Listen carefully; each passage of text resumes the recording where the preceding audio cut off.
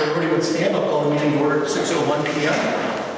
Please remove your hats and say pledge of allegiance. I pledge allegiance to the flag of the United States of America and to the republic for which it stands, one nation, under God, indivisible, with liberty and justice for all.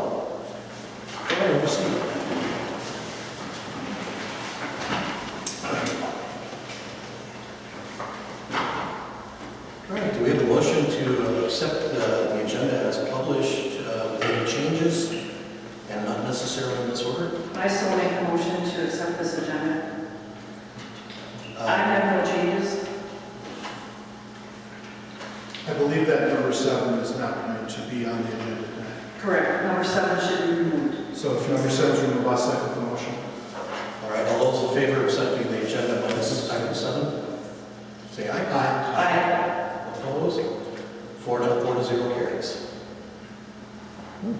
Consent agenda. Is there any items on the consent agenda, whether that be minutes, building inspector report, treasurer's report, fire calls, animal control, operator licenses, and plan commission meeting minutes? Anything that wants, any board member wants pulled for separate consideration? Can we please pull the plan commission minutes? All right, is there a motion then to accept A through F of the consent agenda? So moved. Second. Seconded by, motion by Blank, second by Don. All those in favor of accepting the consent agenda, signify by saying aye. Aye. Opposed? Motion carries 4-0. Let's discuss the plan commission minutes, item G. Let me get to those. I just have, I have 2 concerns that I wanted to just highlight. Number 1 is a comment in the commission meetings about driveway location not being shown on the CSM, and I couldn't find where that's a requirement. So, Susan, I think you might have some information about that because you were at the meeting, but just let me, the other one is that it says that a 200-foot separation is required, and I do not believe that is correct. I believe it's 100 foot because it's a class B road. It should be 100 feet separation. And the consideration at that meeting was to remove the words about no building that did not look right. I understand that.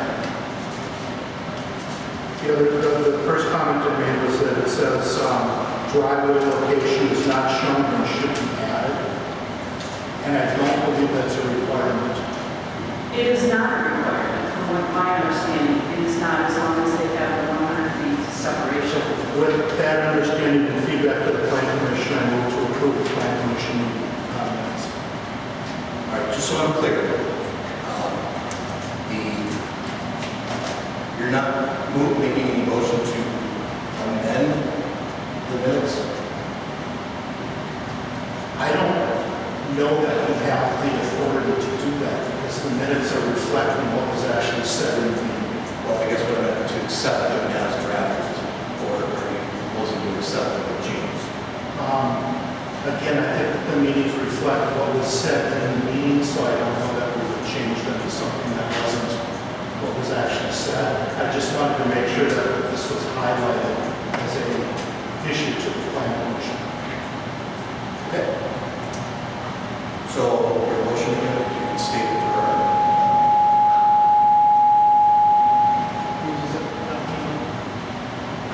My motion is to approve the plan commission meetings as presented. Is there a second? I'll second that. Is there any discussion? Hearing none, all those in favor signify by saying aye. Aye. Aye. Motion carries 4-0. Now, committee reports, chairman's report. Are there any committee reports first? Fire commission has not met. We will meet on the 26th of August. So next meeting, you might have a I slight will have report. a report. All right. My report will be verbal. Couple things. So far, our election and voting seems to be going on pretty smooth. So our new clerk is doing what she's supposed to do with, haven't heard any complaints or anything like that. I know that next week will be a very busy one for her. The other thing I wanted to talk about is, and I know we'll have some public comment, I'm guessing, on this issue.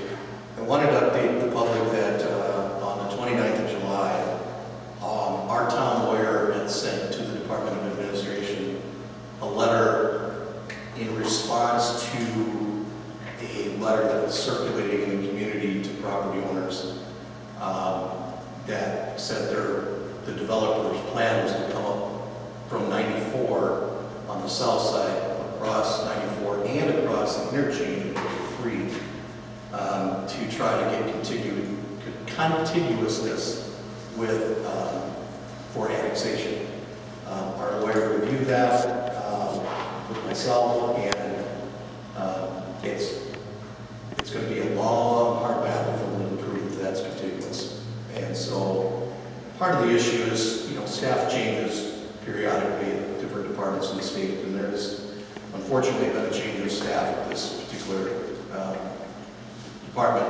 A long-time department has departed, and somebody new is there. So our lawyer sort of sent, like I would call it, an educational letter explaining how this in no way could be considered contiguous, citing case law and showing the size of the area that would have to be crossed for it to be contiguous.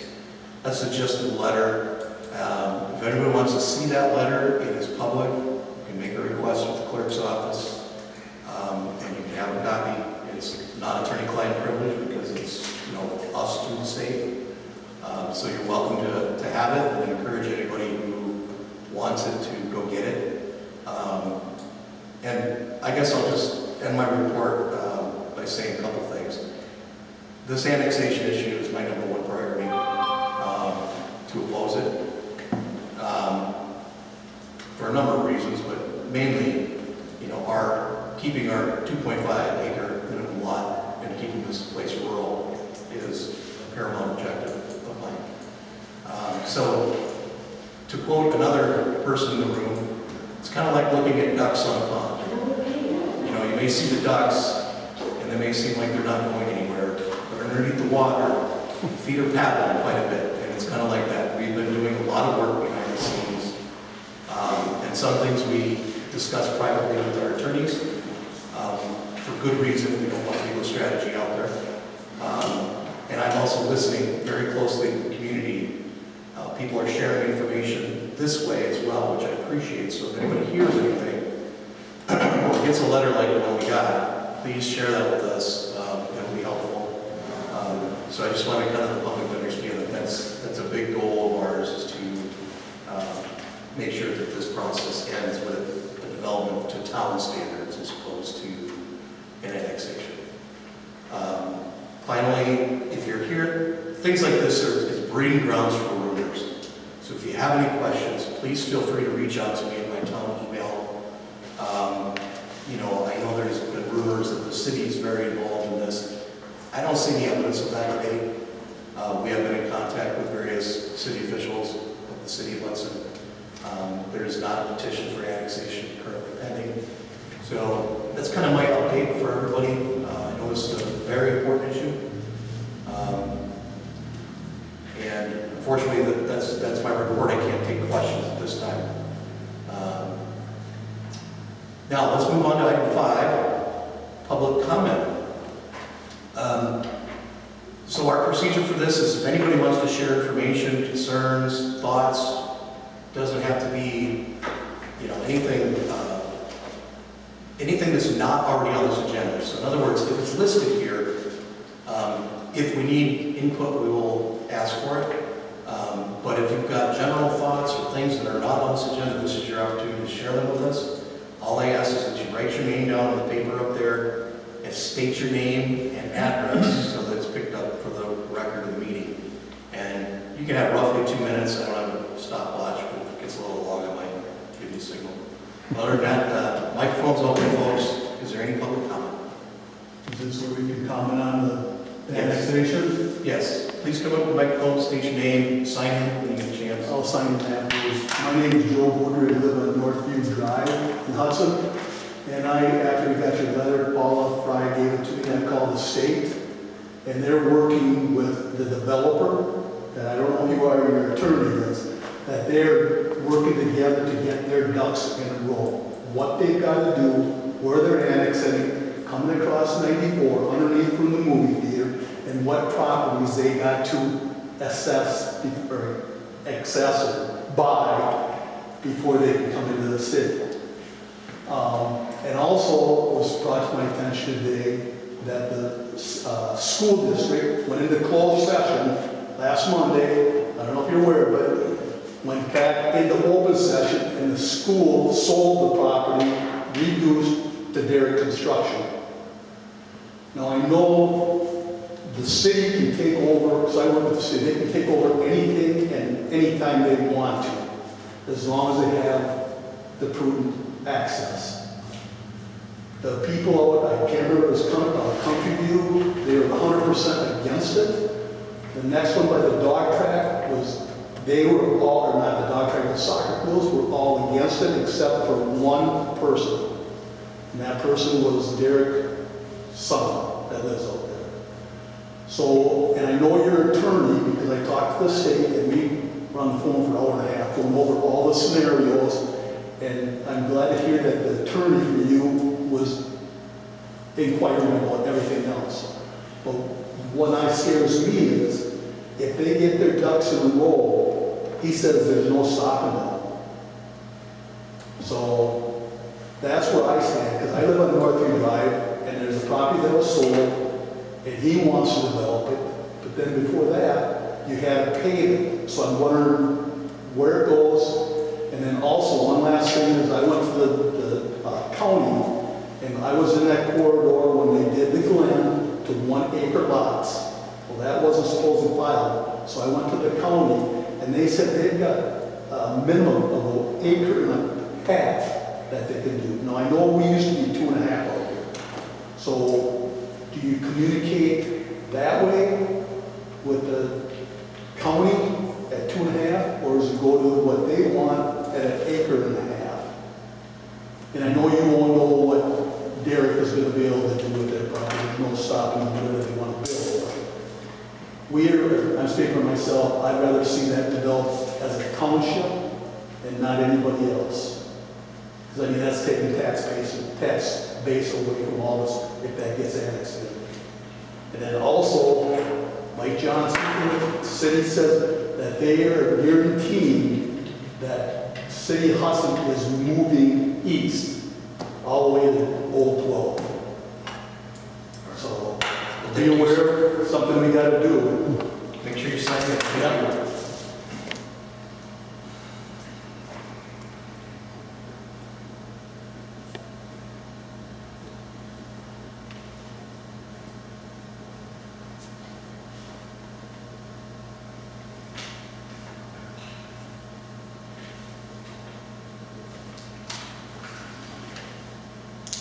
Thanks for your time. You're welcome.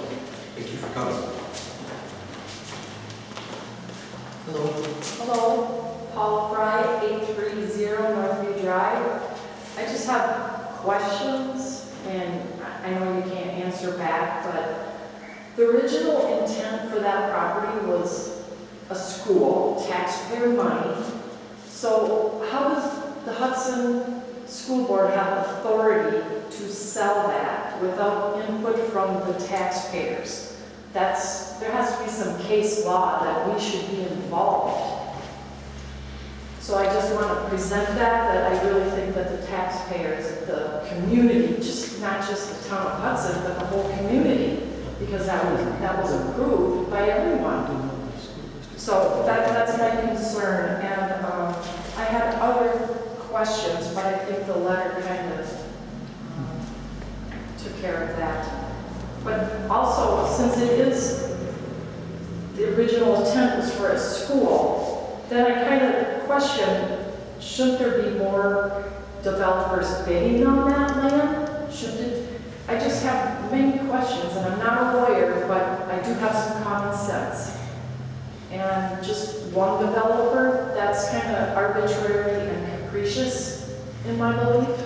So I'd like that to be looked at too. And I'd really like you to keep the citizens. And I want to thank you for sending out the letter so we knew about this a year ago. Thank you very much.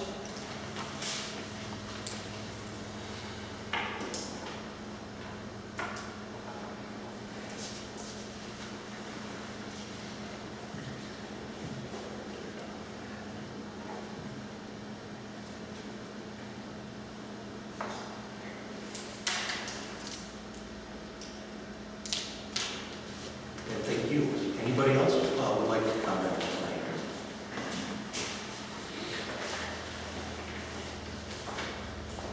I have to ask it 3 times. Anybody else like to make public comment? Go twice. Anybody else like to make any public comment? All right, hearing none, we'll close the public comment section. And thank you all for coming and speaking.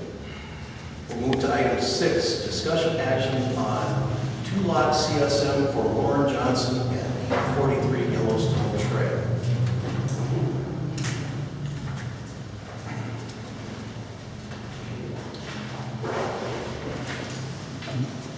Give everybody a chance to get to the right spot in the books.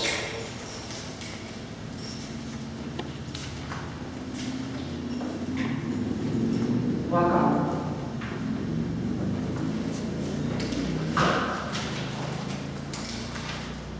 I guess we're just looking this, we have just about a 7-acre lot, and we're looking to divide that into 2 lots. And so we had a surveyor look it over, and we think we did all the things that were required to meet the town and the county's requirements for that division.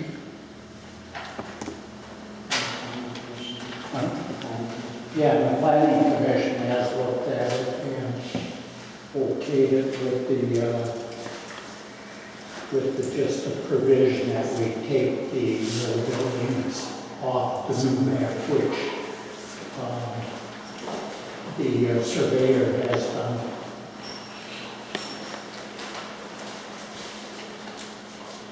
So I guess we're just looking for the approval of that.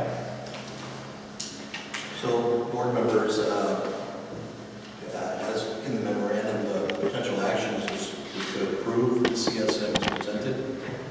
We could make adjustments or changes, or we could deny it. Those are the range of options. So, somebody make a motion. I move to approve the CSM as presented. Is there a second? I would second that. Motion by Bartlesville, second by Blank. Is there any discussion? Mr. Chair, the only discussion I would add to that is a lot of times our motions are contingent upon the paying park fees and all the fees that we do. Thank you. So I would just make sure that we broaden this motion tonight so it includes not only recommendations of the planning commission, but also any fees and amounts that we have to do in order for you to get final approval of your certified survey now. Which is what your request is. So we have our fill-in clerk tonight. Was there anything that staff had noted for us? We've got everything so far that's been required of Mr. Johnson.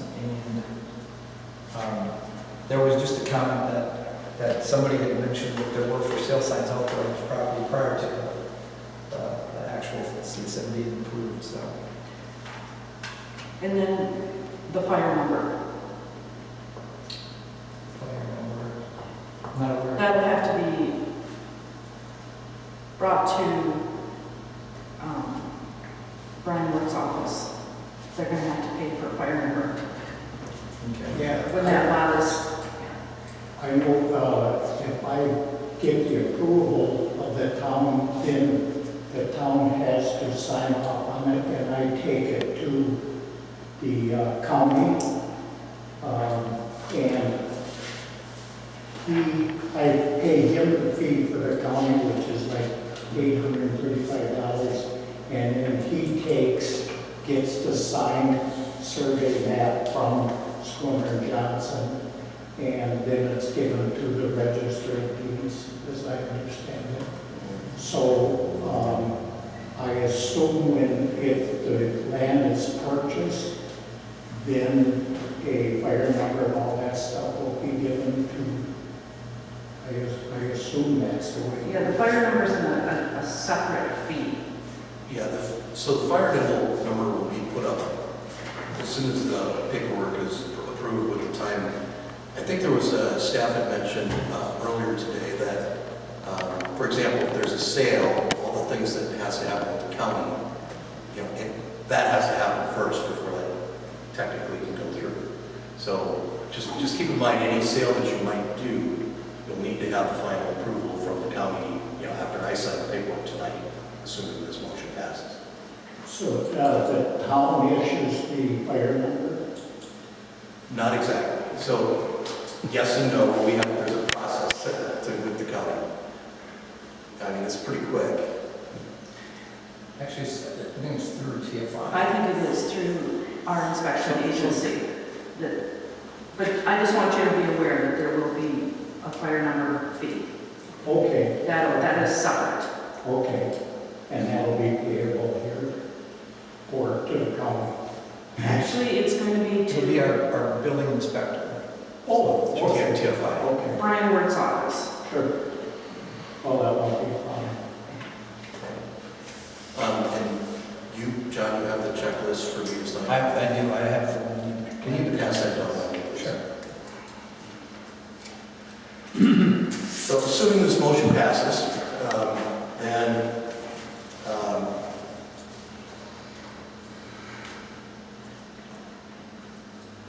I will fill out this with a lot of NAs checked because they're not applicable. I will probably reference this memorandum in item 9, which is the additional requirements, which just say consistent with this memo. And then I'll sign the certification, and then it'll go on to the county. So, Okay, you will send it, because I'd be more than happy to do it, or, yeah, I'll have stuff. okay. Any further discussion on the motion to approve? Don? I just want to make an editorial comment. I know I've made it other times, but as we see these lots come in, this is just kind of an example of steep slopes, wetlands, power line across it. So it's not a requirement of our town ordinance showing where the buildable areas are. As the surveyors put that together, I think it's really a benefit to the subdividers and to the town, so we know what can fit on that remnant land. All right. Any further discussion? I don't want to cut anybody short. All right. All those in favor of the motion to approve, signify by saying aye. Aye. Opposed? Motion carries 4-0, John. Okay. So I'll get this signed after the meeting tonight. Thank you. You're welcome.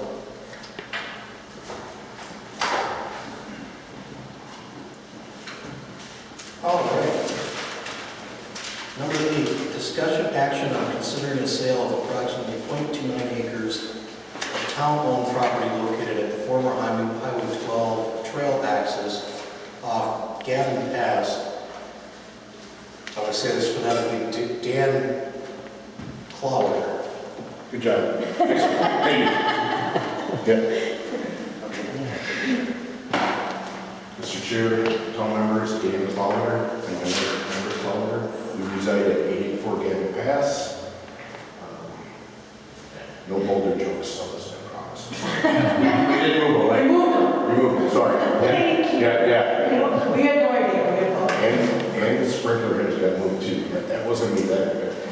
Anyways. I'll take blame on that. So, nice to meet you guys. So, we are interested in acquiring the old road access to Trail 12 right by Highway 12. The parcel of land is located between property owned by myself and my wife, Amber, and Mr. Gary and Lynette Heisey, seated back there here is parcel, like you said, is approximately .29, using the polygon, it may be off 100, but it's pretty darn close. Right now, as I look at it, the parcel has no current use or value. I was told when we moved in that it was a place for temporary parking for county vehicles. Now that they have that beautiful shop, 1.04 miles away, I don't think that they're going to be putting their nice equipment there in using that old roadway. Also, I think it's a little unsightly, and I would like to change it, do some landscaping there, to bring some trees in and do some wildflower. If you on my property, we have done some native wildflower. I'd like to put a pollination field in there, not only to benefit us, but everybody that goes by there, and Hunter Hills neighborhood. There's a lot, right now it's wide open. I'd like to put some tree coverage in there, not only for looks and aesthetics, but also for a sound barrier. It was really nice for us when the bridge was down. We had a lot less traffic, we had a lot more road lights today, and I think that would help. So as I look at it, I think we can add value not only to us, the Klawitters, the Heiseys, and everybody else in Hunter Hills, but everybody else that drives by it. I'm not sure how we go about doing it. We have that almost 0.5 next to it, and again, we would like to develop that with the blessings of our neighbors in Hunter Hills. Dan, I'm going to get off subject here, but the property, the .4 property that you have right there, I drove by there today. And you did such a wonderful job with removing the boulders. Would you kindly do something about all the thistle?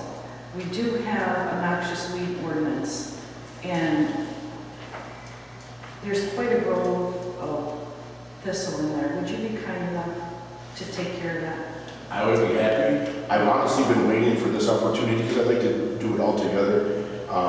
And there is some other unsightly things that were left there behind before, like the 55-gallon drums and stuff. It's an eyesore. We're still working on our property, to be honest with you. We finally have grass and landscaping and stuff like that. But yes, I'll take care of that. Okay, yes, because they're in full bloom right now, and that seed's going to blow everywhere, so. Yeah. Thank you. Can I ask a dumb question? Yeah.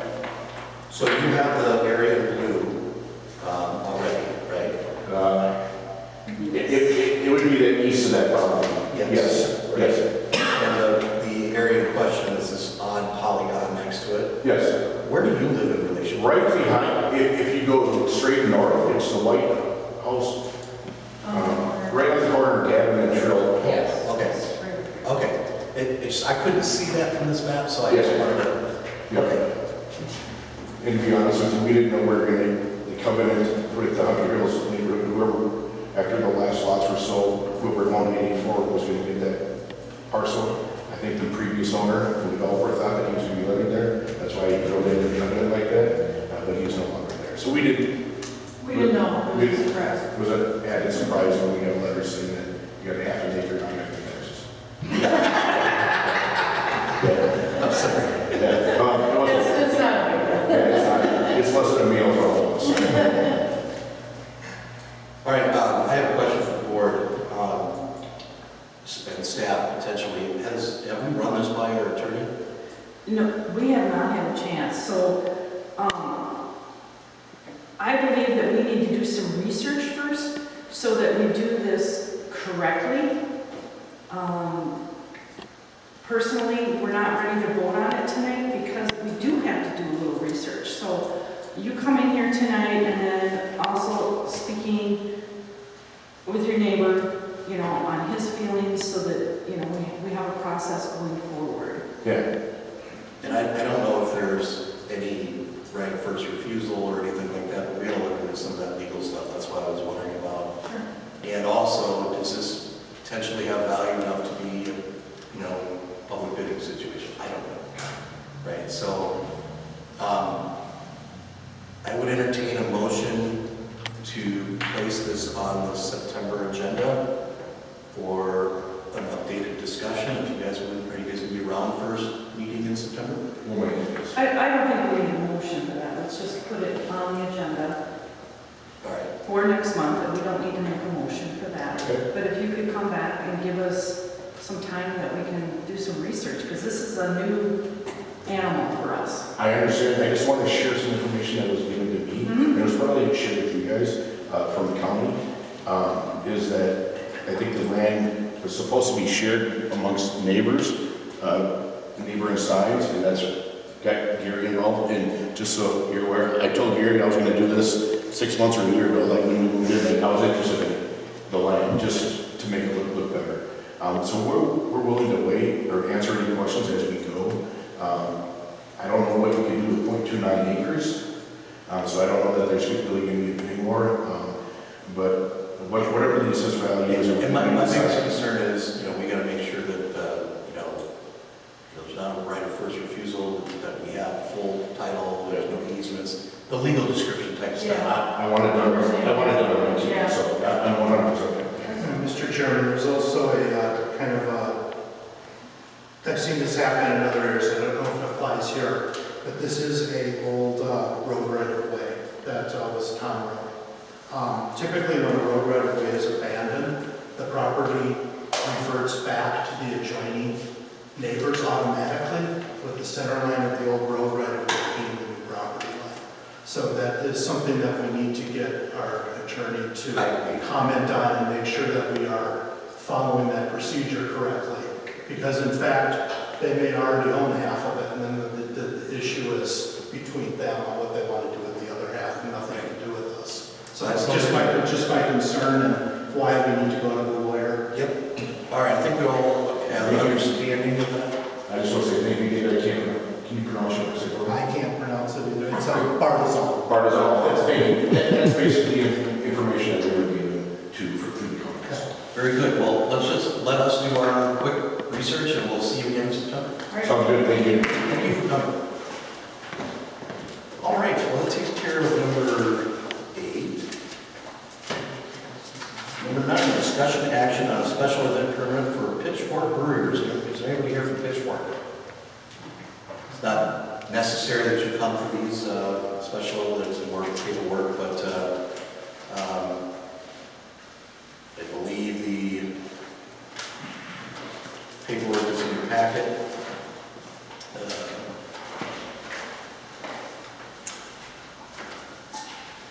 With some diagrams. Mr. Chairman, Yes. I looked through this and the only concern that I had, not that some others might not have a concern, but the only concern I had is the parking situation. If we do approve this, I think we need to have a contingency that they get permission for parking from the adjoining neighbors per what they've indicated in the application. There's not enough road parking for 100 vehicles there. I also do not see the event form filled out. We don't have. I did talk to staff, and they used an older. It's the wrong form, but the pertinent information is here. I know that they've done this event in the past. I'm not sure if they just had always used the wrong form. I'm filling from the and she said that, yes, they originally got an older form, but everything was completed that was required to be completed. So, and I know that Pitchfork has done this before, so. I just want to add to the discussion for Mr. Bartles and me. I have seen this event, I'm not doing it myself personally, but I frequent that area quite a bit with the gas stations, etc. And every time that I've seen the event, it's been fine. I also think that their parking lot, can roughly accommodate 50 cars, if not more. Their diagram shows that their event is now going to cover their whole parking lot with no parking there. So they'll be parking across the street.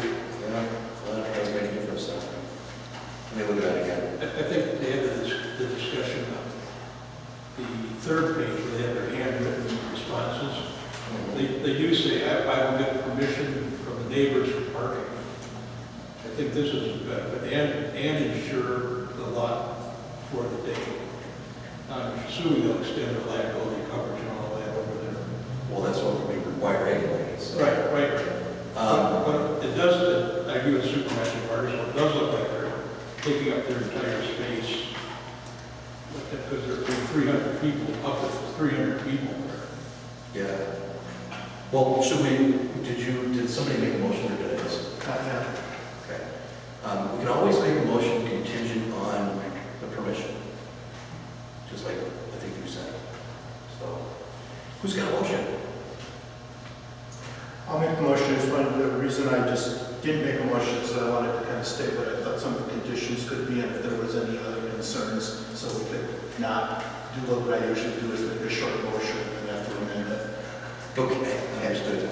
So what is your motion? My motion would be to approve the event, is this an event permit? Yeah, approve the special event permit for Pitchfork Brewery contingent upon them receiving the permission from the neighbors for parking. I'll second. Any further discussion? Can they just write us a letter to that effect? With that the idea of being contingent? Yes. The only discussion we have is more for me personally. Will we get a copy of the insurance on that parking lot, or how will we know that they actually did that? So staff, if they use the right form, it says you shall turn in a copy, which they usually do closer to the event. I will request that. Very good. Any further discussion? All right, all those in favor of the special event permit with the caveat that they shall obtain permission from the neighbors, all those in favor signify by saying aye. Aye. Opposed? Motion carries 4-0. Discussion action on liquor license for Willow Street Kitchen. John, do you have any updates for us? Unfortunately, we have not received the required paperwork necessary to ratify that liquor license that was contingent. So we have made 3 attempts to notify them that we needed that paperwork by today. Amanda also sent the letter to them also. So Didn't somebody stop out there too? yes.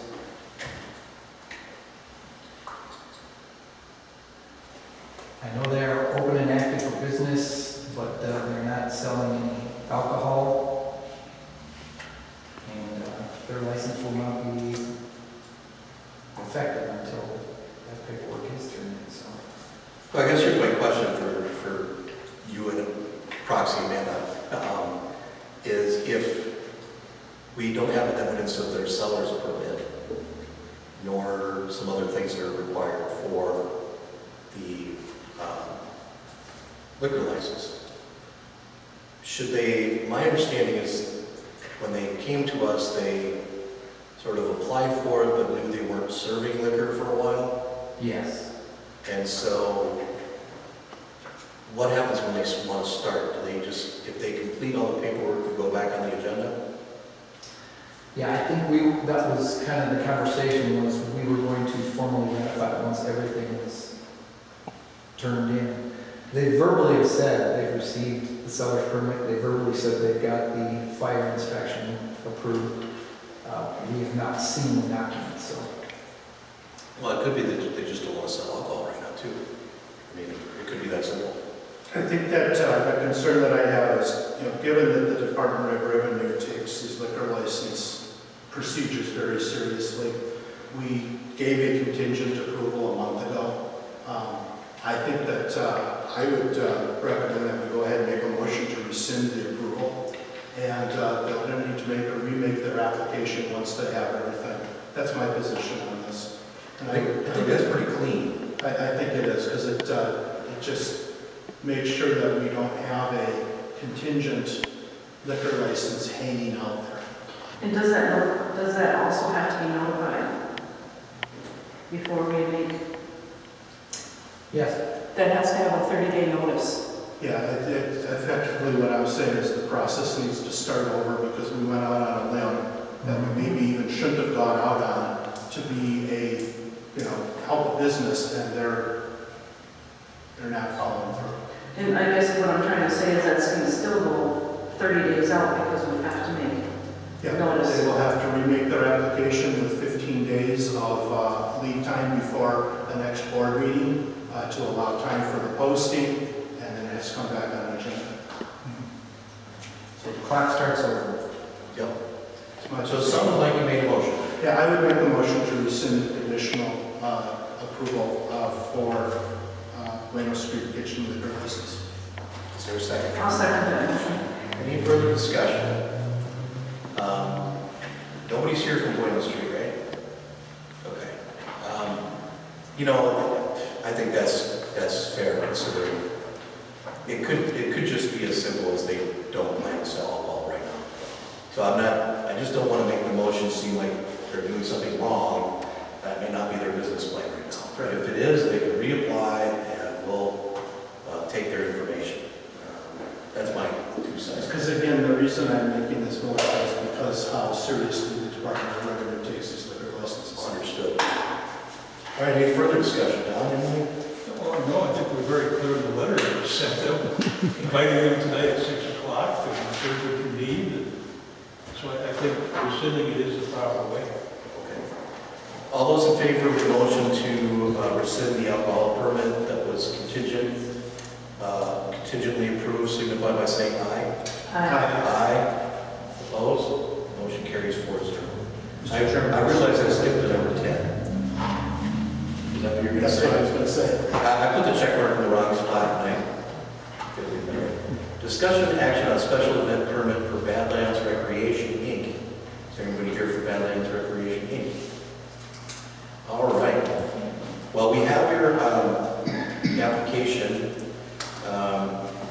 If we have questions, we'll maybe call on you, but, well, actually, I have one quick question. Nothing's changed since then? Any board members have any questions? We need something for the insurance liability. That was, to make sure that that is in with the application. We'll submit it once it's approved. Okay, thank you. Doesn't it say like 10 days before or something? Just housekeeping. Okay. Do we have a motion? I'll make a motion to approve it. I'll second that.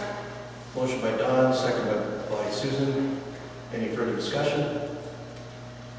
Seeing none, all those in favor signify by saying aye. Opposed? Motion carries 4-0. Thank you.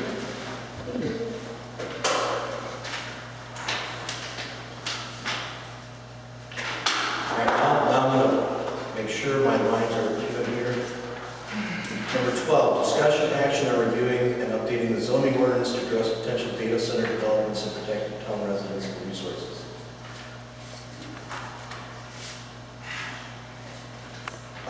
Who had this added to the agenda? Who gave me this? I did. All right, why don't you have the floor then? Okay.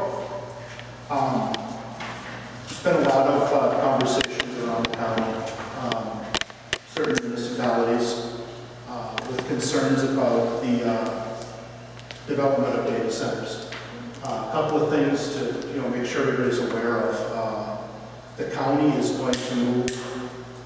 They haven't voted on it yet, but they will be voting on it at their next meeting, whether or not they want to go to a moratorium for either 6 months or a year. I don't think they've decided yet on data center builds within the county that aren't already in progress.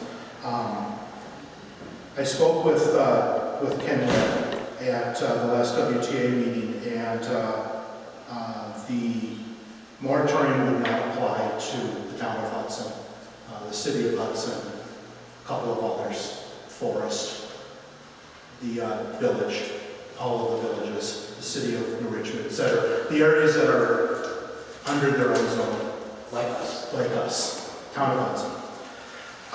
So if we want to follow suit with kind of what the rest of the county is doing, we should probably get a resolution drafted up.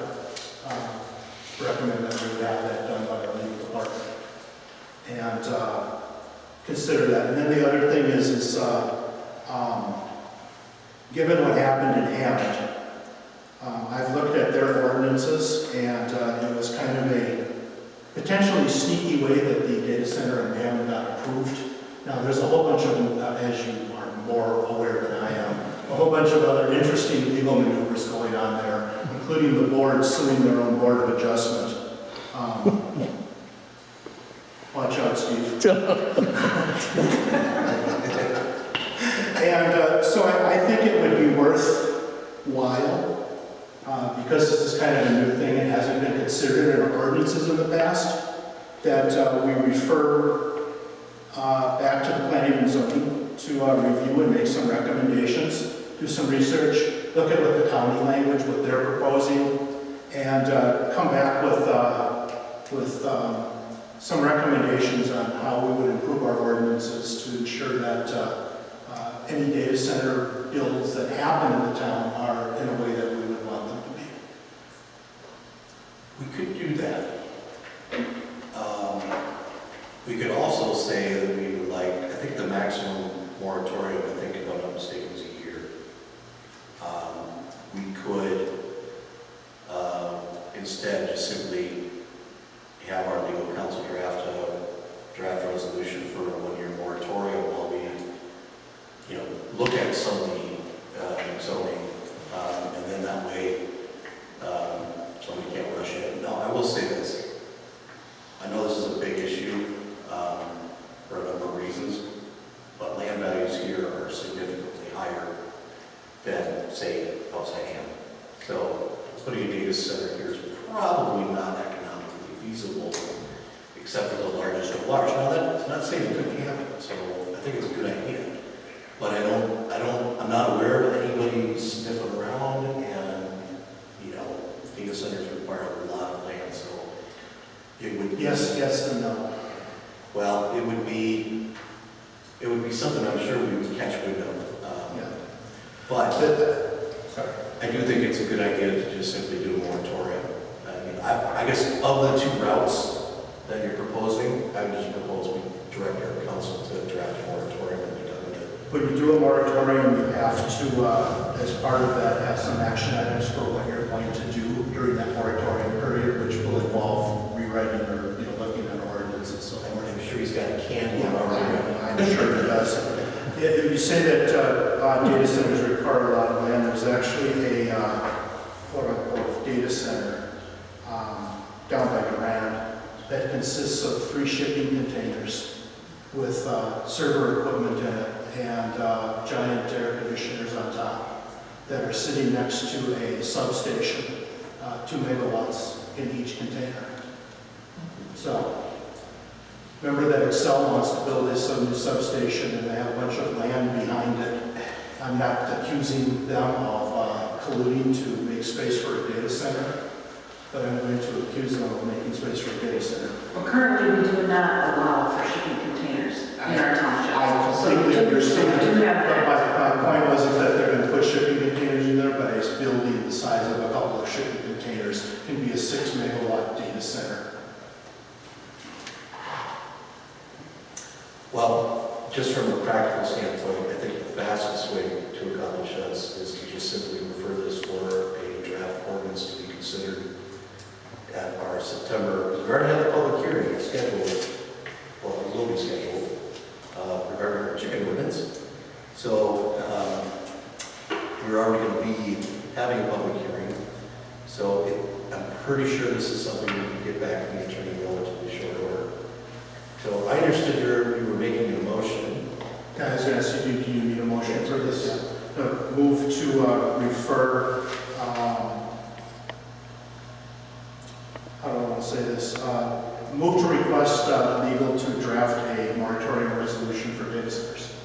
To be considered at the To September be considered at the September board meeting. for a public hearing. Got that, John? I'm working on it. Come on, we expect perfection for our fill-in. Got it. So this is a process question, then, if it's drafted, we have to have you say mix that with another public hearing? No, we call 2 public hearings, but we do it on the same night. There's no sign. Like, I think that would certainly give us time whatever we do, or this is planning commission, we need enough time to make sure we do this. I'm 100% sure that our legal department has a similar draft ready. So the moratorium takes time. Correct. And protect us during that time from the dates. That's a lot. So John, if this motion passes, could you make sure to reach out to $3.7 million. and get them going on it, because we'll need it published at the same time. Amanda's already got the other one, particularly for publications. So, any further discussion? All those in favor of the motion signify by saying aye. Aye. Opposed? And for the record, did you get who seconded that motion? No. After Dave. Was there a second? The record can reflect the second motion. Okay. All right. All right, Dave, we get two in a row here, I think. Yeah, okay. Discussion action resolution on placing the fire department funding referendum question on the ballot. Number 13. Great. So to bring you up to date, on Monday, the city of Hudson approved moving forward with their referendum to fund a expansion of the Hudson Fire Department to include full-time staff so that they can improve their response time.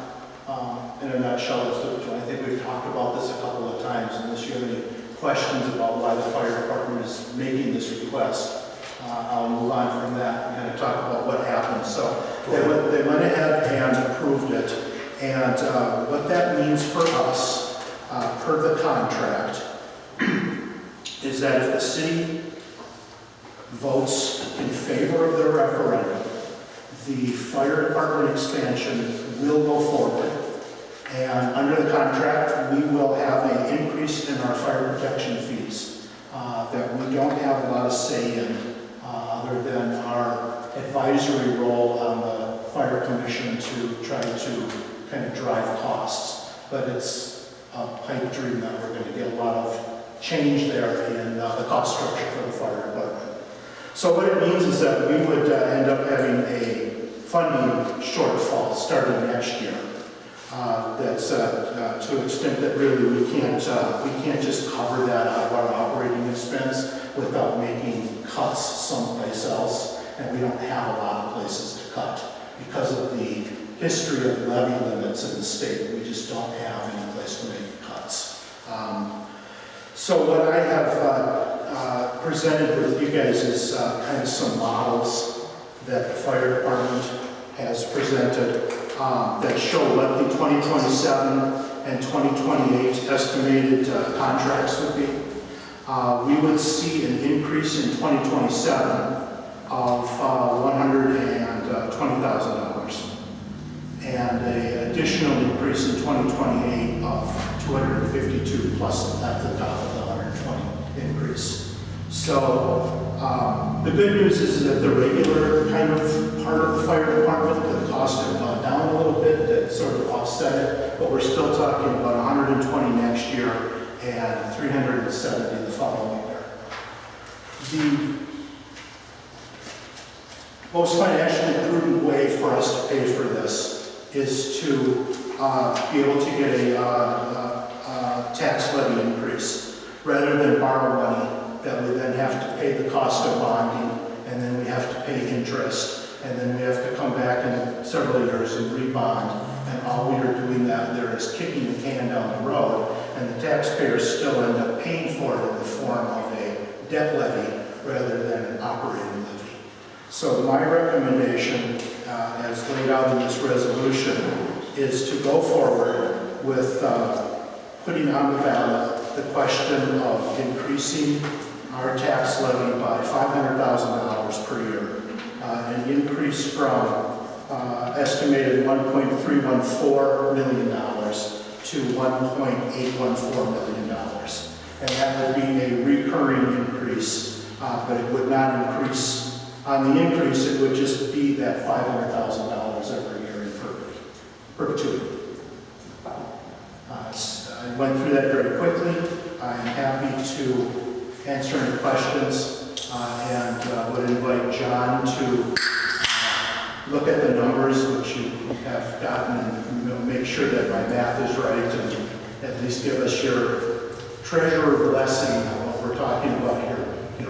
Yes, is correct. I mean, just in what we've talked about, these are correct. I also want to add on here that there is a sense of urgency here because for us to get this, we are kind of in a pickle as far as timing goes, that we need to have this approved from the board before the next meeting because it's got to be submitted as a possible referendum ballot item. Yeah, the latest date it can be submitted to make it out to the November 3rd election is August 25th. And there's an election next week, so there really isn't a lot of time.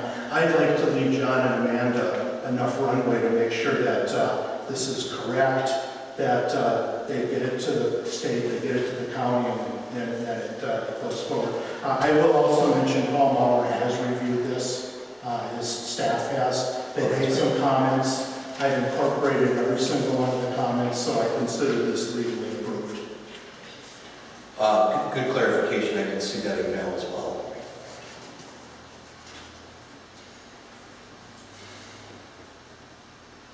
I have a couple of questions. Go for it. I think it's important that we make sure that the citizens know what we're up against and what we're trying to do.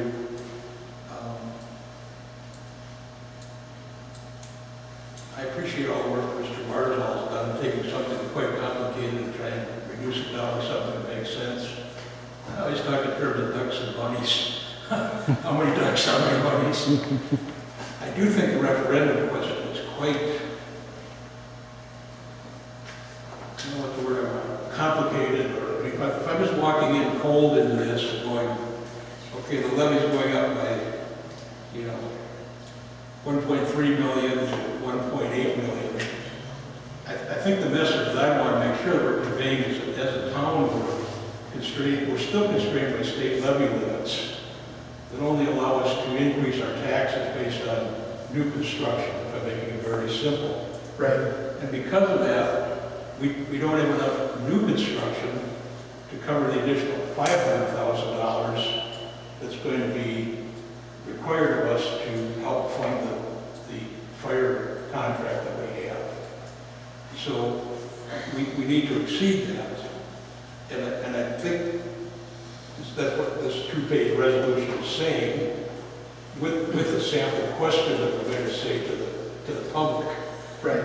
But what I think, I'm not trying to sell it to the public, I'm just trying to say we're constrained by what the state does, and we can't increase taxes based on levy limits other than for new construction. And the new construction that we have is not enough to cover the new $500,000 requirement that the city has for their referendum.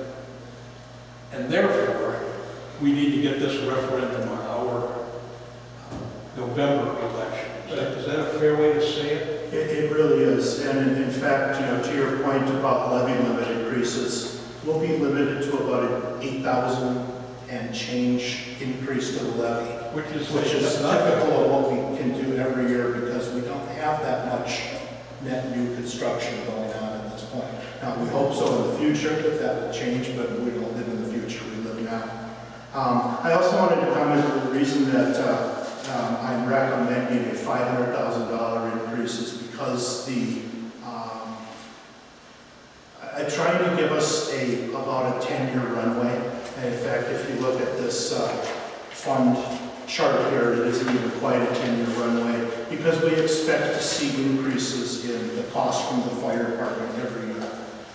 It's been the trend, and they're predicting a 6% per year increase in their budget. And so building that out, we build up a little bit of a fund balance at the beginning, which gives us some comfort room and some years to figure out how we, by 8, 9, 10 years from now, when it's $700,000 instead of $450,000, how we are going to fund that in the long term, and or whether we should do some diligence around looking at alternatives to the City of Hudson as our fire protection service, whether that be our own fire department or speaking with surrounding communities about a different structure. So, Such as like in a substation. right, yeah, just, I think that over the next couple of years, we need to do due diligence and plan for the future. I am uncomfortable with our budget being defined by the City of Hudson and however they decide they want to run the fire department. Then I have a question. What we're voting on tonight, or what's being asked of us, this would be the question that would go on the ballot? Yeah, Don, thank you. The third point I wanted to make is that, yes, this question is very wordy and is, in my opinion, confusing, but it is the way that these questions have to be put together by state law. We don't have a lot of choices to change this into something flowery and very explanatory. It has to be stated very factually and in this form exactly like it is. But what we can do is, if we move forward and approve this resolution and do want to put this on the ballot, is we can put together some educational materials for the citizens, whether we do that on our website or, probably it would make more sense to even spend some money and send a mailer out explaining to people why we need to do this and what the alternatives are if we don't pass this. That's why I asked. I mean, we need to do the work that's being done to understand what we're all up against. So it's quite an arcane referendum wording. And if I flip that in the voting booth and go, it says 38%, and it says 1.8 million, it says 500,000. I just think we need to be very clear what we're up against here. If we don't do this, we have to. It's basically what I'm trying to convey. Right. Again, if we don't do it, we're going to be forced to make cuts to other areas of spending and or borrow money.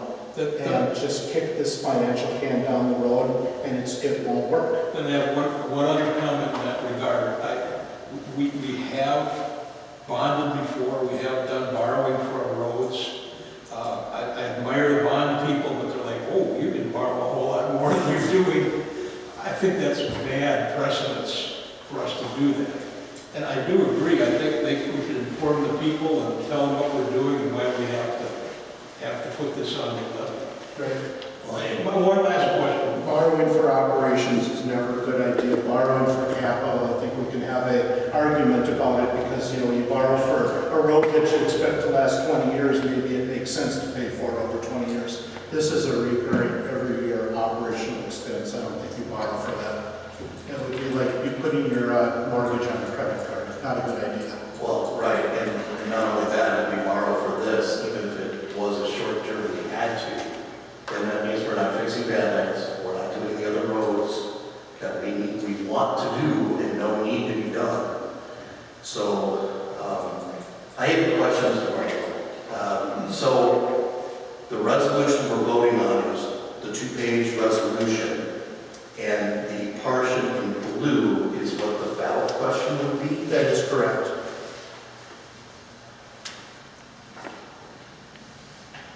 How, I guess so if, now that I understand this part in blue, can't we put some alternative, we don't have an alternative in this question? That's what I was asking. If that's the only way we can present it, it's really arcane to Well, this doesn't tell everybody what's going on, and I know you gotta do it succinctly, but if I'm looking at this and say I'm just a super conservative, I just might say, no, not vote for that. Okay, on the same token as what you spoke about sending out letters to all the residents, couldn't we also have a couple public hearings just to discuss and let the public know if they had questions? A town hall meeting to let people ask questions that Right. they can actually respond to. Right, that they can actually respond to, and then we can lay it all out exactly besides the letter, so that they have a chance to communicate with us. Which is, I would support that. I don't want to plow up all ground, but when I read this question, that's why I said ducks and bunnies. The real message is, we can only have another $8,000 based on new construction to pay for this. If the city has passed their referendum, we need to get on our referendum before, go tonight to get on the November ballot. But we need to convey that we're borrowing $500,000. To me, that's a simple message, not 38.7%. We're not borrowing. We're levying. We're levying. My point is to get away from the 38 point whatever percent. That's 1.0%. That's required to be there. Yeah. Okay, so, but what's not there is what concerns me, which is the alternative if we don't do this. Like, why can't we put this question out there and say, if this levy does not pass, we will have to cut road spending or other budget items by $500,000 or whatever. I mean, this just seemed too short. There's not enough information on the ballot question itself. I also am of the understanding that an explanation like that is not allowed in a referendum question. We would have to explain it, we would have to explain it prior to the You election. have to do the explanation outside the referendum question. The structure, the form is dictated by the state. Absolutely, if you want to delay this, we delay it, and you can, bring it back to Paul and get his opinion on if there's a different way that this can be worded, that then we'll have to come back and, we can't come back next week, but it'll be 2 weeks, or the end of next week, potentially, to vote on moving forward with the resolution. What is everybody's availability on August 21st?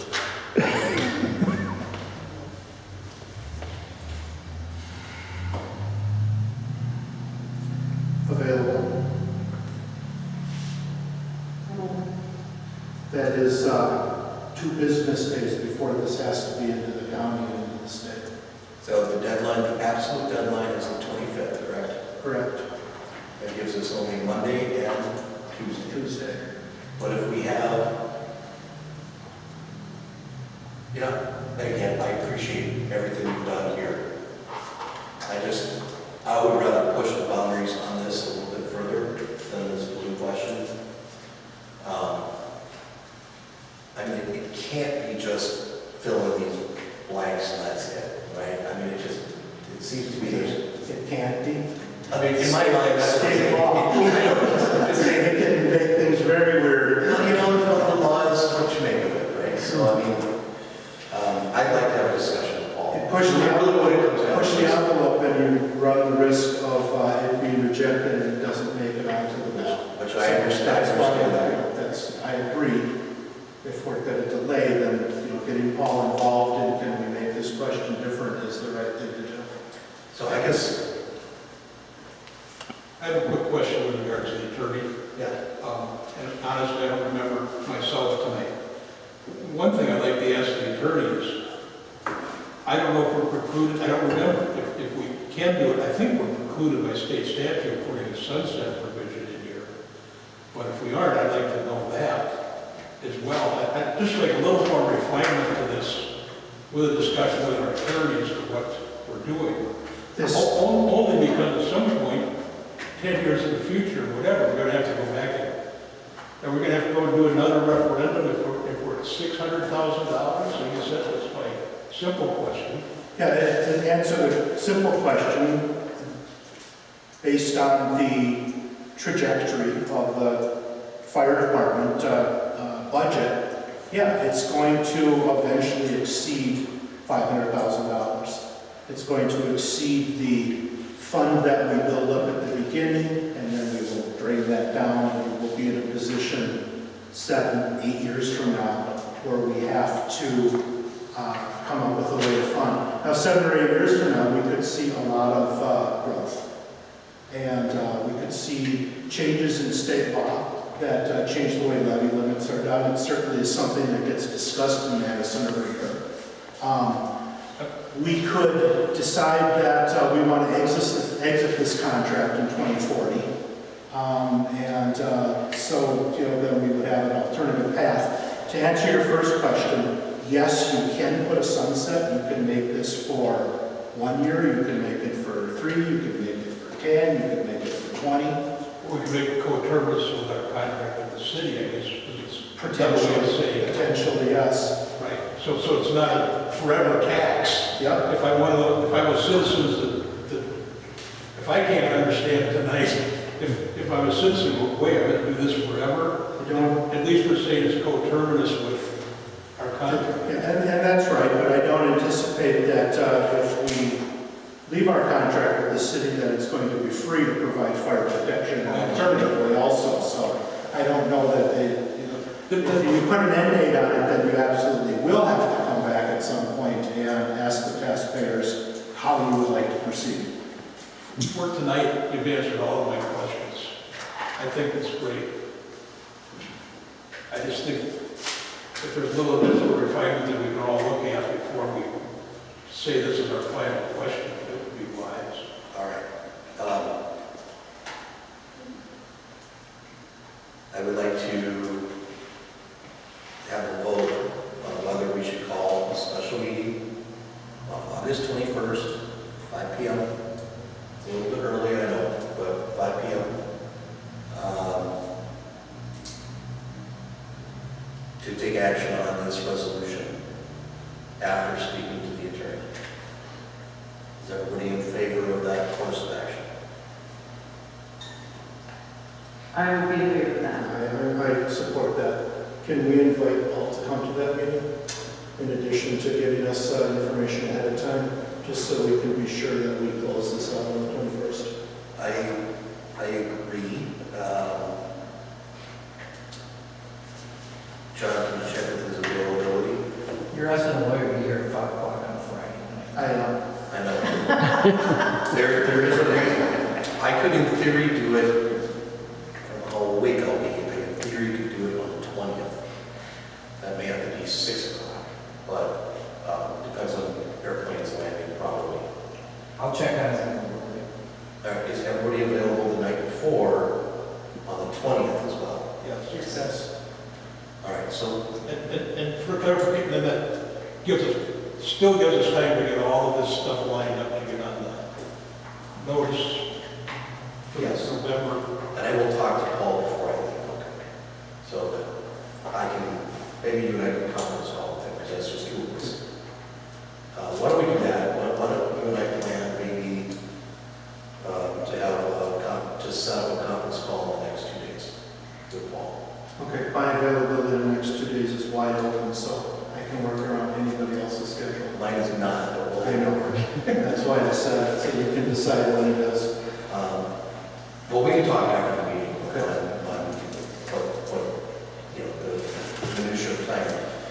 All right, so that's the plan we're not taking any action on this tonight then. We're going to call a special meeting after talking with our attorneys so the public is aware of what we're doing. All right, let's move on to intoxicating liquor. I think that's the next one, isn't it? Yes. Discussion action on changing permitted alcohol sale hours from 8 a.m. to 6 a.m. So in speaking with staff and my own review of state law does say that alcohol sales at convenience stores and other similarly licensed operations can start at 6 a.m. Again, this is a COVID change. Staff has indicated when the amendment was done. You can see the dates on that was clearly, still in the time of COVID. I would say that the safest course of action for any municipality, town, village, whatever, is to mirror state law, because it's already been thought through. There's already consistency. So I would suggest that Chapter 52, we do change it, but then again, it's an ordinance, so I think we have to publish it again, so, we can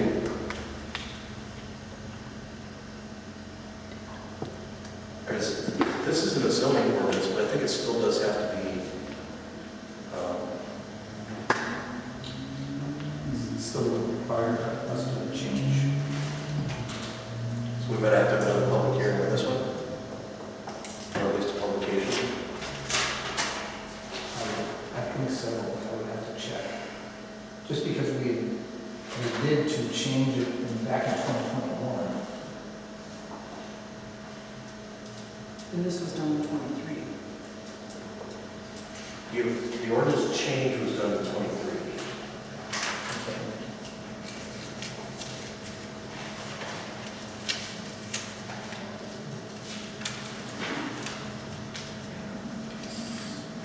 So what is the ratification if we do not? The ramification is that we are creating a regulatory scheme that's different than the state of Wisconsin. And that somehow we're, I guess on the hook for explaining it, enforcing it, et cetera, different than a state-wide regulatory scheme. So the state can set the hours, we can be more restrictive than the state. And that's what we've done, we've changed them from 6 a.m. to 8 a.m. And Rob is asking if we can go back to Well, 6 a.m., which is, I was approached by one of the permit holders in our town to say, we have a lot of second shift people that when they get night shifters, they get done, and this is their window to be awake before they sleep. And that unlike most of us who get off work at 5 o'clock, and this is for their benefit. And it was explained to me that this was done at the end of COVID, and they really didn't request it, and they're requesting it to go back. And I personally think it's a good idea, because I think it's always better to be consistent with state law rather than an island upon yourself. Mr. Chair? Yes. So the change that would be requested would be to 52-7, paragraph C, so that it would read, Class A premises may not sell intoxicating liquor nor fermented bulk beverages between 9 p.m. and 6 a.m. Is that what we're proposing? That would be the change because it was at Yes. 8 p.m. Okay.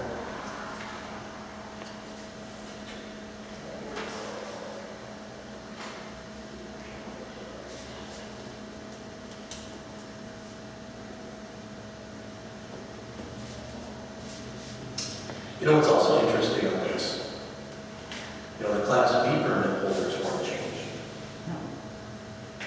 But see, that's, Class B is in-house. A is away. So, from a public safety standpoint, we're just going to talk public safety. I can be in a bar at 6 a.m., correct. but I can't buy that beer after my night shift and go home and drink it. To me, one seems actually safer than the other. I'm just saying. So I think this makes sense to go back to the way the state was set. I just don't understand the rationale. I don't know if people were trying not to have people shop or what the deal is there. Apparently you're okay with them hanging out in the bar at 6 in the morning, but we weren't okay with them going to the gas station to buy the beer at 6 in the morning. To me, this literally makes no sense to me. I can't wrap my head under the rationale for this.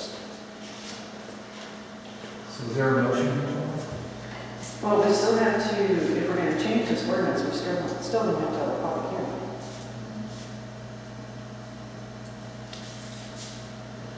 Well, the whereas clause of the ordinance changing it, the board has provided the city code provisions that allow changes and amendments from time to time by adoption of the town board.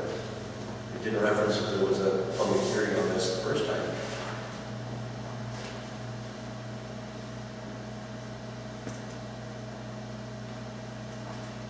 Doesn't indicate that this was published. Or there was a hearing. If you give me a second, I might actually be able to look it up. Could we just direct staff to investigate that and put it on the September agenda if a public hearing is required? Put it on the September, and if not, put it on the agenda for September. Or, just a thought, because I don't like to let things build up to long meetings. We could say, if it is not required to publish and or call a public hearing,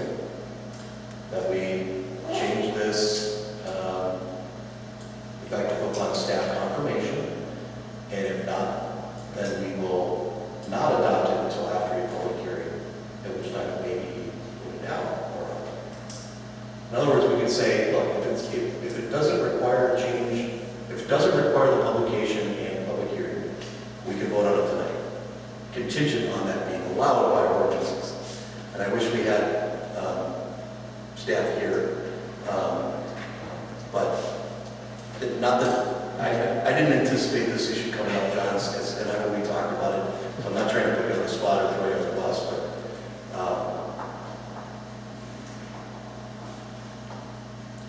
or we just do this, we just, If we don't have the answers in front of us, I don't want to vote. okay. I don't want to look stupid. Well, yeah, right, no, I get it, I feel kind of that way myself right now, so. But I want to make sure this gets taken up. So what wording did we use for the last one? That was, also where we were going to put it on the agenda, subject to the publication notices. Are you talking about the previous ordinance that was revised? Yeah, no, earlier in our agenda, we had something that we were going to do similar. Number 12, what was our language we used there? For the data center, the public hearing for, I just have notes on there that we're advising legal counsel to drop documentation protecting the town by using county ordinance wording about putting together. Okay. but we still have to do a public hearing in September For that item. for that item. Yes. Thank you, sir. I just want to be consistent. So, I don't know that we need a motion, but So right now, we have a public hearing next month on chickens. Also, the zoning, what we're going to do for a moratorium, thank you, for the zoning on from the dam center, put a moratorium on that. So that will be also. so the only thing you're missing, John, is just that we're calling a public hearing and to notice it with publication at the same time as the other one has to be noticed, because she's already got a tickle, I know that, and already has, our clerk has a tickle for that publication. So, Then we would be adding this one. yes, we would also then be adding another public hearing, and I don't anticipate these are going to take, I can't imagine it's going to speak for or against this, to be honest with you, but too many people anyway. So, same thing, we'll do 5. The liquor is a possible public hearing if it's required, correct? Correct. But it'll still be on the agenda for next month. Yes. That sounds good. I think we're all clear on what we're going to do. All right. And you know what? I will review the ordinances a little more carefully to see what exactly it is that we need public hearings for by next week. All right, that takes care of that. Discussion action on adding a poll worker. It's in your packet. Somebody has expressed interest from our town here, Steve Streitz. Is there a motion to add this person as a poll worker? I'll make that motion. I'll second that. Any further discussion? All those in favor signify by saying aye. Aye. Opposed? Motion carries 4-0. And that was a motion by Don and a second by Susan. All right, discussion action on STA consulting proposal for boardroom acoustic improvements. And this is also in your packet here. STA is the second to last page.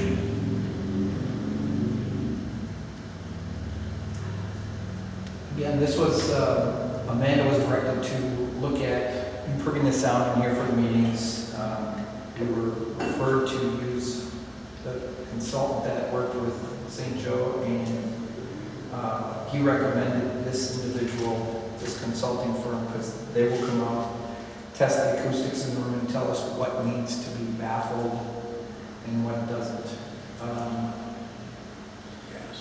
I can tell you, he looked at these and said, these acoustic panels are ineffective. We need something at least 2 to 3 inches thick up there that would cover, I think, 25 to 30% of the ceiling. Also, there should be stuff on the walls. So, what this guy will do for us, I mean, he will tell us if we need more baffling to the back, to the front, or wherever the echoes are generated. And I guess it's gonna be here, like, if we go forward with this, it's like an 8-hour process. He's here for like a day testing sound from different areas. Correct. And it was explained to me by Amanda that before we even get quotes for stuff, we need a sound test, or else nobody's gonna give us a quote. Because this is kind of, you gotta get the data before they can make the fix. And I think that, this is my own personal opinion, but the acoustics in this room are awful. I think the number one complaint that I hear from people that come to these meetings, besides maybe us, is that they can't hear. And that's, I mean, how can you participate and know what's going on if you can't hear? So I think this is a really good thing. Government should do studies with data before they make rash decisions. So I would like to have somebody make a motion to approve going forward with this.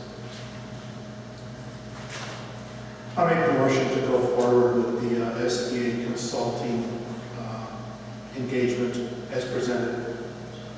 Second. Motion by Barzal, second by Jordan. All any further discussion? I just wanted to say that I don't think us just trying to guess what's needed would make any sense. All we're going to do is throw away money after that. We'll either underestimate what's needed or we'll spend too much. So let's spend this $900 or so and understand what we really need. Anybody else? All those in favor of the motion with the second indicate by saying aye. Aye. Aye. Opposed? Motion carries 4-0. Good deal. All right, discussion action on revising the pay plan for Plan Commission and Board of Adjustment members. Number 17 first, please. I'm sorry, say that again? Number 17. Oh, I'm sorry, I did another skip. Number 17, we'll put 18 on hold for a second. Discussion action on replacing faulty quad sensor by Pavilion. Quote from 19. Again, we have a faulty camera out here. It is one of them that covers 270 degrees off the back of the building, covering the park. Obviously, they're not cheap. So he said it could be done and installed for $2,000. He's the highest end. He still has not gotten quotes back to us. So they will be forthcoming. So we could entertain a motion to spend up to $2,000 to replace the faulty quad sensor by the Pavilion. Yes. Who would like to make that motion? I'll make that motion. All right. Motion by Susan. Is there a second? Second. Any further discussion? Yes, I would like to comment that this camera is needed. I've gotten comments from our Parks worksmen that there has been, I would say, vandalism, especially to our women's bathroom. There's some kids that are throwing rocks, plastic bottles up on the roof line. There's some shenanigans going on, and there's no way, and things being put into our dumpster that should not be put into our dumpster. So I believe this camera would help when we know the time frame, the date that we can go back and verify possibly who is doing this. So that's my comment. There's also been damage in the bathroom. So There has been damage in the bathrooms. Our person is, trying to get a hold of that. I mean, breaking the toilet seat, which, with the plumber, I mean, you literally have to slam it to bust it the way it was. But we are, he has put commercial toilet seats on there now, but someone keeps going into the women's toilet and messing with the hoses so that everything leaks over, putting toilet paper in the sinks to get the water to overflow. It has been a horrible year for the parks and parks person that cleans her. It's been unbelievable. It's been unbelievable. Well, and just to add a little follow-up, I personally have seen cameras assist with prosecutions for less. So I think this would be a good idea. Any further discussion on the motion? All those in favor of spending up to $2,000 to fix this camera, sensor, whatever it's called, indicate by saying aye. Aye. Opposed? Motion carries 4-0. Now we'll go to discussion action on revising the pay plan for the planning commission and board of adjustment members. So last meeting we were asked to get some data. We have some data here now.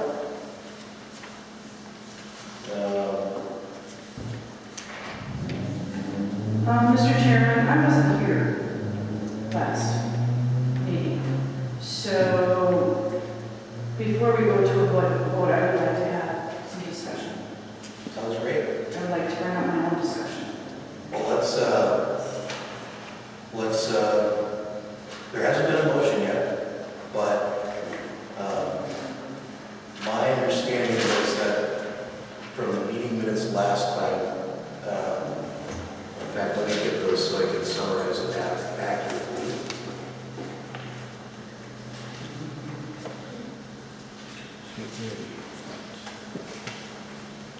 Motion by Barnzel, second by me, for both Plan Commission and Board of Adjustment to bump pay to $75 per meeting for board members and $125 per meeting for the chair.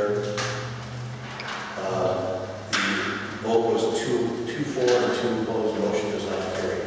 Don Jordan said that everyone neighboring towns pay their members before taking any action. Fosterling agreed, stating to not go the job. Temporary motion by Fosterling, second by Jordan, on change in pay for both Planning Commission and Board of Adjustment to bump pay to $50 per meeting for board members and $75 per meeting for the chair, and require members to attend training classes. Motion passed 3-1.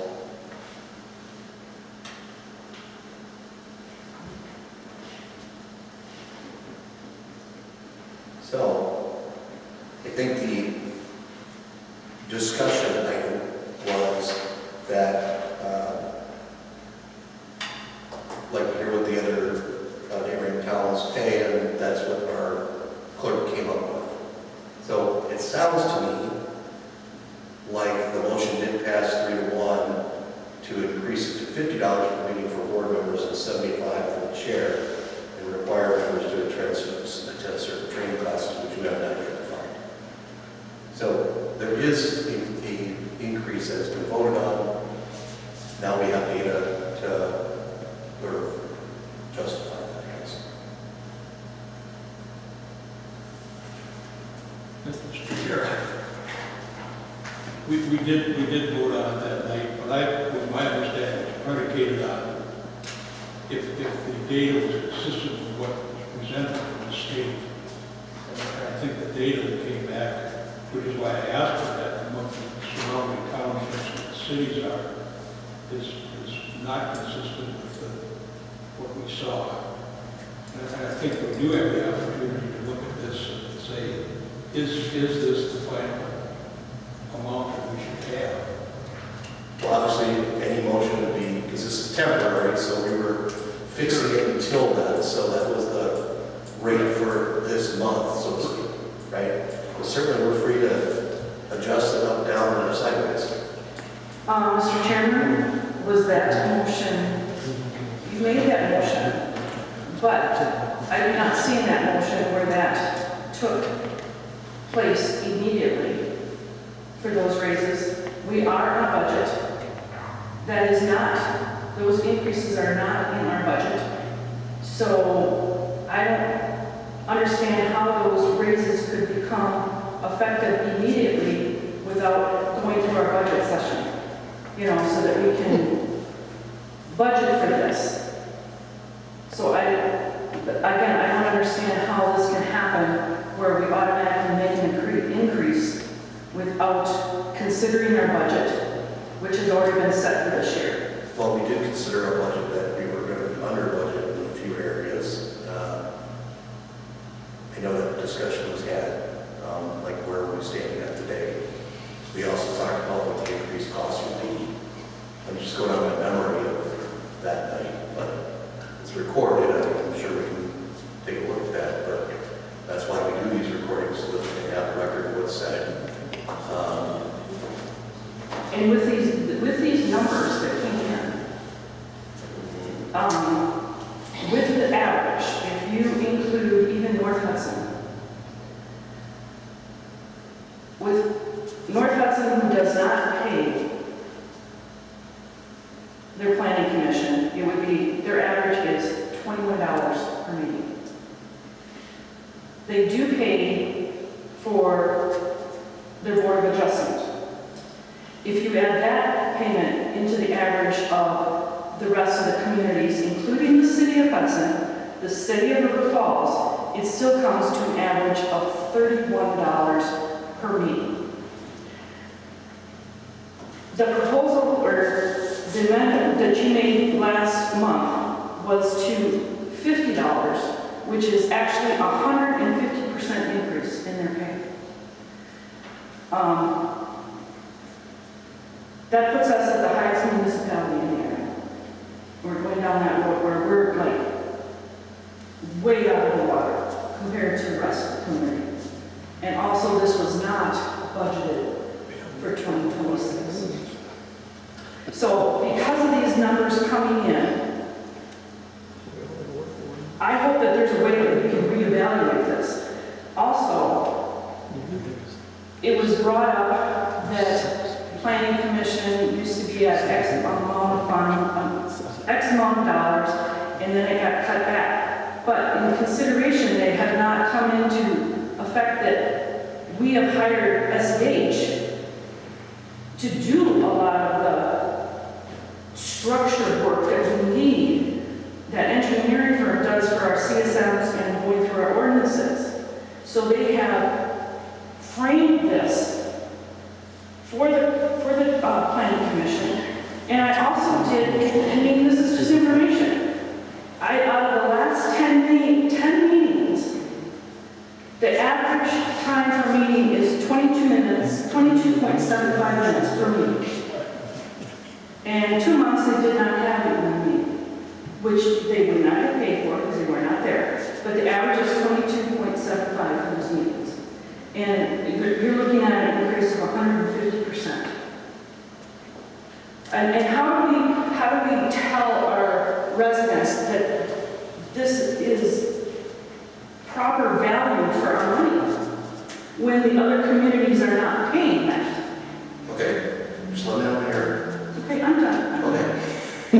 All right, so a couple things. We have been having significant difficulties getting people interested in even coming to be on the planning commission. We have significant, we didn't have anyone submit for the Board of Adjustment. We had to literally ask for somebody in the audience and beg them to come. And we have to have a Board of Adjustment. And we actually were up against a deadline of a meeting, okay? Now,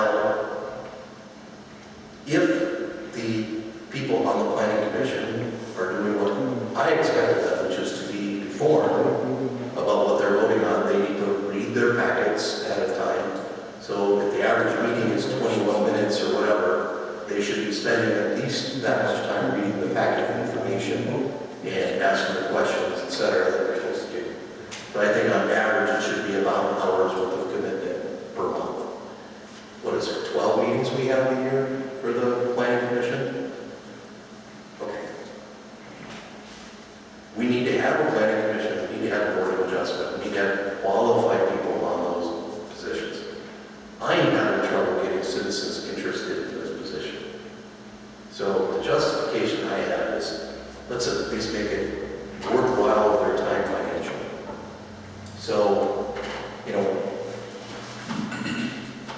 there's nothing wrong with being a leader in terms of compensation either.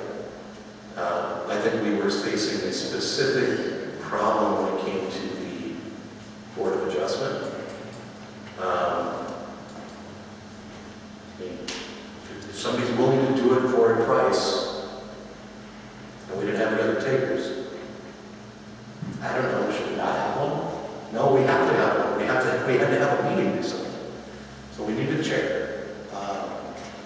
So if it's a matter of a little bit of money goes to fill those positions, I'm all for it. And, you know, if we've had maybe 2 or 3 meetings a year that we don't have any business for the planning commission, you know, sure, is it 150% increase, but what's the net dollars? Less than we spent on the test for the acoustics would be the difference here. We're talking about maybe $1,000 a year, and we talked about that the increase, while substantial, is a drop in our bucket in terms of the overall figure. So yes, is it a significant percentage increase? Yes. Will it get the seats filled? Yes. So that's my defense to that is, otherwise we can have the spots go vacant. That's fine.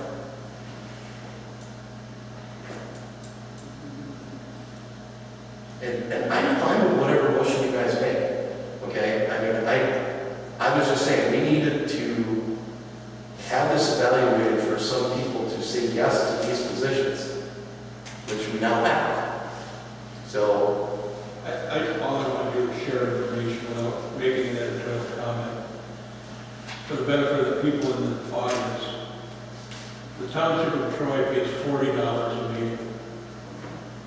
The City of Roberts pays nothing. The Town of St. Joe pays $20 a meeting, and their chair gets $100. The Town of Lorne gets $35 a meeting. The City of River Falls, which is a Class A city by comparison, they pay $50 per meeting. The City of Hudson, the members do not get compensation.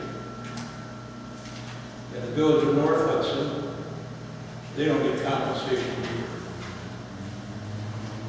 I was the one who requested this. I think people should be paid. I was uncomfortable with the fact that because we had a request to fill the Board of Adjustment, that we needed to react, when we would normally look at this and put it in our budget and say this is what we want to do for moving forward for that position. Whether that person serves or gets hit by a bus, we're still going to have somebody to fill that position.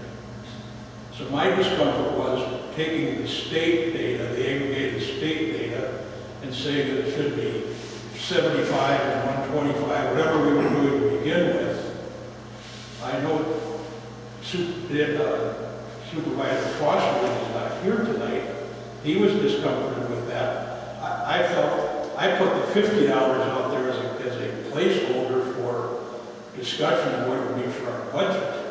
I know that. And Dan made it into a motion. So I'm just giving you raw data here. I'm not quibbling over anything. But if you take and run the math on it, and we say we have 12 meetings of the Planning Commission per year, and roughly 2 meetings of the Board of Adjustment per year, and I'm just going to rattle them off. So that the Township of Troy would be paying roughly $2,800 that they have to budget for, which our budget is coming up now in the fall very quickly here. The Town of St. Joseph is around $2,520. The Town of Warren is $2,450. And the City of River Falls, which is a city, is $3,000. Now, based on the motion that Dan made, we are at $3,850. Okay? So I understand what Supervisor Blake is saying. We went from something to how did you leave and where you went to? And I think it does deserve just a discussion tonight to put it in context. I can't help myself. I have my calculator out. No, thank you. We never got to the point of having this data to discuss it. if we had gone to hit roughly $2,600 in line with all the other places, they'd be getting $35 per attendee and $50 per the chair. I think the more reasonable amount would have been to Supervisor Blank's thing, 100% increase. And these are kind of nominal numbers. If you go from 20 to 40, yes, it's 100%, but you have enough gas to get there. But the compromise amount could have been $40 and $60, and that would have put us at $3,100. We would have been above that. We would have been attracting people. I just want to get into the discussion. Yeah, one other thing to note, you know, we're doing comparisons, similar to what I did with the clerk's salary. You need to use comparable jurisdictions, and in our case, that's a town. However, we have 800 people roughly. We are the third largest town in the state of Wisconsin, and we are not. I'm guessing the volume of planning commission activity on the town of Troy and town of Lorne is not nearly what we have. So just to keep that in perspective, we are the third largest town in the state, population-wise, and I'm sure we have more activity than most. So again, when you're doing the calculation of, which I appreciate, that's really helpful, right? So the question is, on a per capita basis, are we out of line? I think an argument could be made with the $50 is not out of line on a per capita or per activity basis, because I'm sure if we ask the town of Troy or St. Joe or Warren, they too have months where their planning commission has no activity, right? So that's probably not even that high of a number there. Now, I'm not here to say we should just spend money like it's going on the stock. We have not done that in any way, shape, or form. But we need to ensure we have people who are interested in the position and willing to do it for a fair number. And so I don't think it's out of line, but again, you're the board, you can make a motion. I'm the chair, I'm just here to run the meeting. So whatever you guys decide to set, I'm all yours for motions as long as it's seconded on the vote. Well, I'm not sure how to make this motion, but I would like, because this is an important thing, and it does involve our budget, I would like all of the board members here and present when we vote on this. I would like there to be 5 of us, not 4 of us. Because Dan has not gotten this information either. So to be fair to him, that he has all the information in front of him to make his own decision.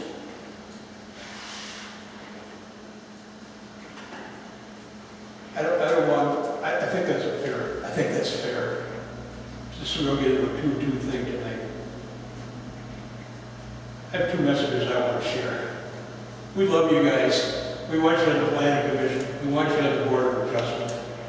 We're trying to find something that's fair. I am an advocate for not doing something that's ad hoc. I mean, we have a time and a place for a budget. We have a time and a place for setting salaries. We're out of that cycle here, the way that motion got made last month. And if we want to leave it at that until we go through the next cycle, or we leave it that way until Dan's back and we do the look at it in this budget, that's what I would like to see this information before we vote it on. That's my takeaway. And I would have loved to have a candidate slate of 5 different things to choose from at that low rate, but we did not. Okay? And we have a meeting coming up. So sometimes we need to act faster than the budget process allows, right? And so this was a situation that we had somebody interested, a couple of people interested, both expressed the desire for pay increase. You know, it's market. The private sector does this all the time. Supply and demand. Negotiate with your employees, right? And you know, it's just, to me, it's important that we retain good people. Because one thing I don't like is constant turnover. case of people who have interest and desire to serve. You know, we can't constantly replace all those folks, 'cause we're just not gonna have any experts, and they're gonna have to relearn everything. So take that as for what it's worth. Sounds to me like you want to place this on the September agenda. Is that your action item, Susan? I would. I Okay. would like all board members to have the opportunity to vote on this. Now, there's no guarantee that everybody's going to be at the September meeting, right? I mean, so we can't say that this requires a five-person vote. You know, But we have- this is what it is. But we do have all the information in front of us now that was asked for at the last meeting. And we also do have a quorum present, I just want to point that out. But we can, it sounds to me like you want to table this, or not table it, that's the wrong word, but to place it on the September agenda, which I have no problem with. Why don't we direct our interim clerk here for tonight to place it on the September meeting? In the meantime, my interpretation of what we voted on was that the temporary rate was in effect. And so that's the way I'm going to direct staff to pay until then. I agree with that. I think that is the case. All right. So that takes care of item number 18. Oh, that's the end of the agenda. So the next thing is, we've already added a whole bunch of the September agenda now. And so anything else you can think of that we should put on that agenda? Yes. Okay, what is that? Well, it isn't exactly on the agenda yet, but I would like to schedule budget meetings for September, October, and November, and I would like to get that scheduled now. I understand that this month is really busy, but this is coming down fast. So I would like to get on top of that now, please. And we can always change the dates, but at least we're going to have one scheduled for September, October, and again in November, because that has to be finalized. Yes. One thing we could do just to make it easy on our schedule is, we meet the first Wednesday of every month. We could do the third Wednesday of every month to do a budget meeting. So that would mean September, 16th, October 21st, November 18th. Just for ease of calculation, that it's 2 weeks after we get a little break between the meetings. Does that sound good? I think that's wise. Just for placeholder, it might be wise to also put a working session on after each board meeting, which we can hold or not, but just put it on the agenda and just plan. That way we're on a cadence of talking about the budget every 2 weeks until we don't need to. That's a great idea. I like that. Okay, I don't have the dates in front of me, but do you recall when the date is that we have to have the finalized budget so that it gets to the board meeting for approval and out to the public? I have not looked at that date yet. That's out in November. It's usually about the third week of November. Right, so that means that November meeting would have to be before that final budget has to be approved. All right, we I can would say, because I know we ran into this last time, 'cause it's got to be published 2 weeks before that date, so literally it would mean that the Wednesday the 4th, November 4th, we should have the budget finalized and approved at the board meeting.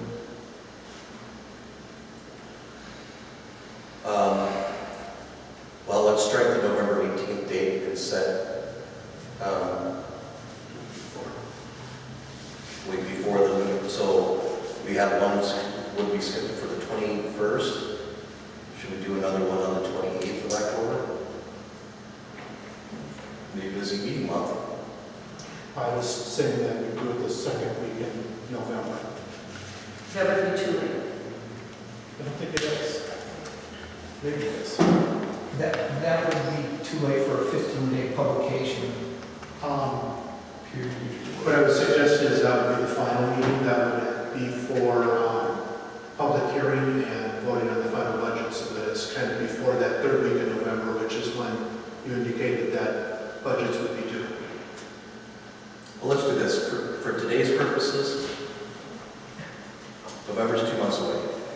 set the 16th, and then a workshop for us just to discuss after the meeting on the 2nd of September.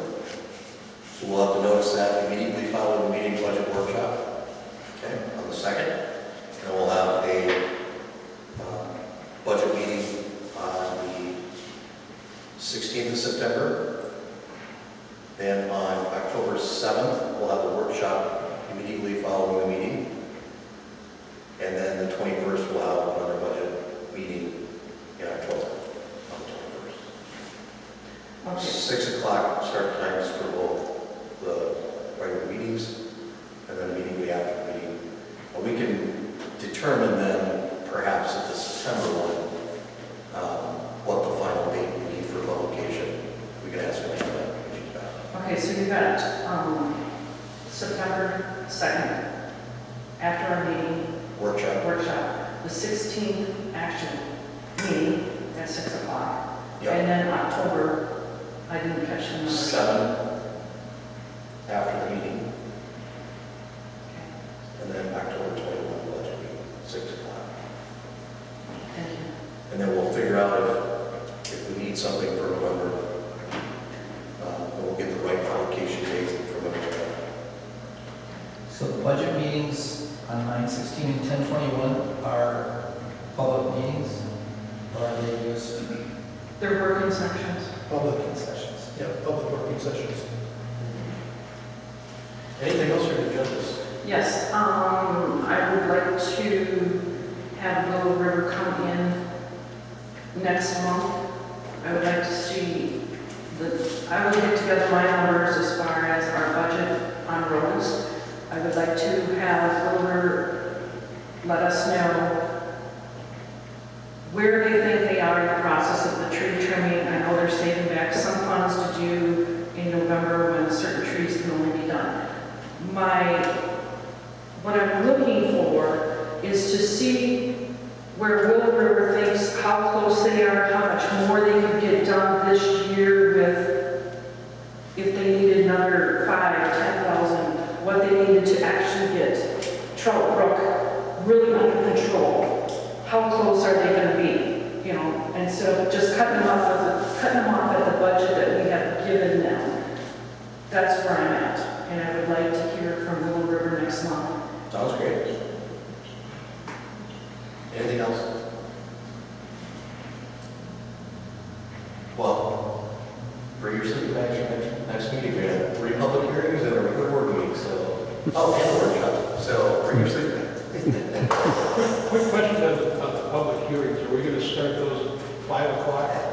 So we'll fit them in before the 6 o'clock. And as soon as they're finished, we'll move on to the next one. That's the way we'll close. Do I have a motion to adjourn? So we'll I don't know if that requires a second. All those in favor? Aye. We're adjourned at 7:59. We did it before 8 o'clock.